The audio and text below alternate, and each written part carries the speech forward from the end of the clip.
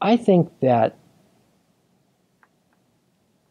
Senator Jackson's domestic legacy has been undervalued, underappreciated. We think of him as being the national defense senator, and his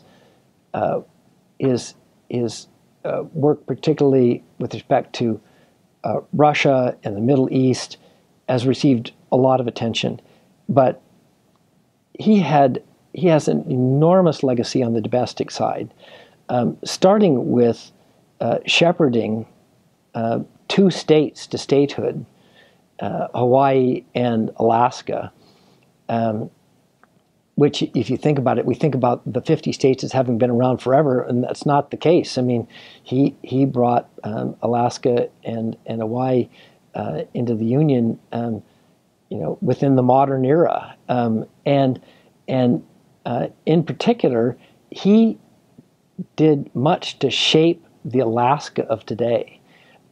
First bringing it into the Union, and then leading the effort for the Alaska Native Claims Settlement Act, which took all of the native claims, the native tribal claims to Alaska, and settled them, thereby creating the Alaska Native corporations that exist to this day.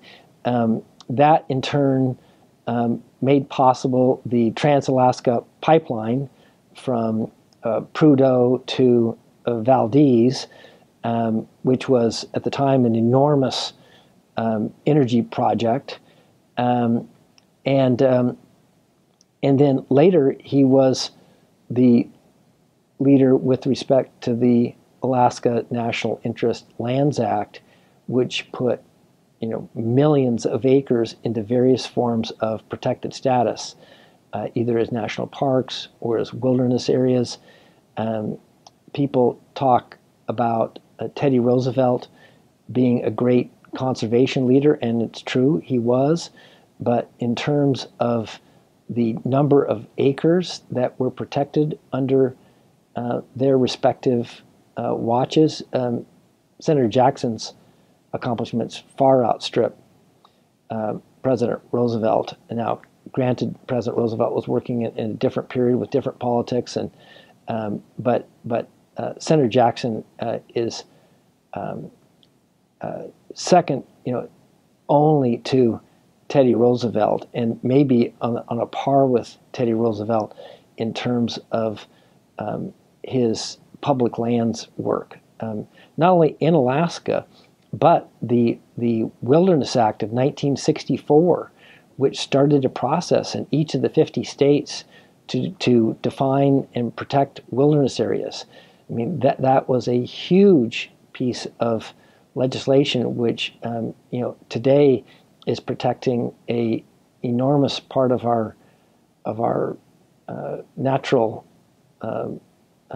legacy, and will forever protect those lands. And that was Senator Jackson's bill, the Wilderness Act of 1964.